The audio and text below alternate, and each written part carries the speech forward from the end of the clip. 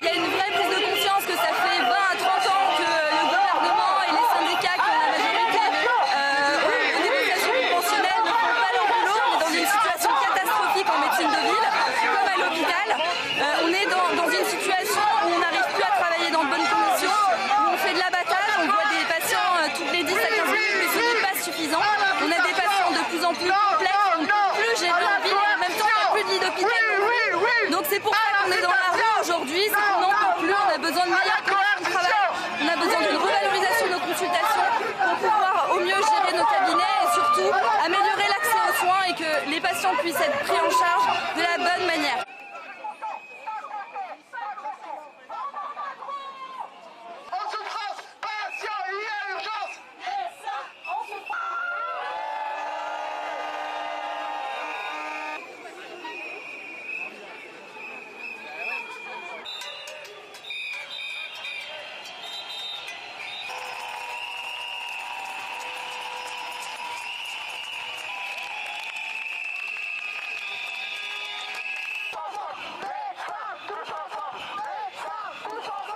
Dans ce contexte de désertification médicale, je ne pensais pas vivre une politique aussi agressive à l'égard de la médecine libérale.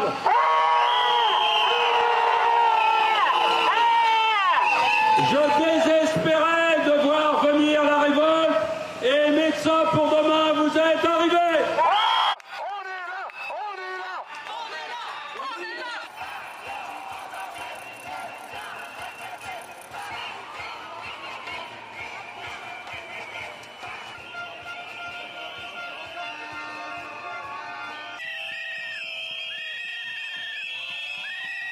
La médecine générale en France est maltraitée depuis plus de 30 ans, que ça n'a fait que s'accroître, donc elle n'est pas respectée, elle est mal connue par nos dirigeants qui n'ont aucune idée de ce que nous faisons, de la complexité de ce que nous faisons dans nos cabinets, de l'importance de nos prises en charge, et on est arrivé en fait à un point de rupture où les médecins les plus âgés sont au bord de la retraite, il n'y a pas de renouvellement parce que les jeunes médecins ne trouvent pas des conditions propices à leur installation.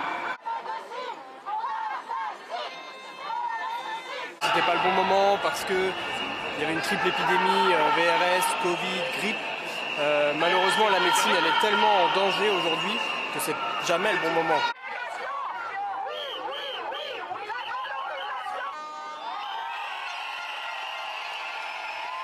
On était prêt à arrêter la grève si on était entendu par le gouvernement et actuellement c'est pas le cas, donc on continue le mouvement.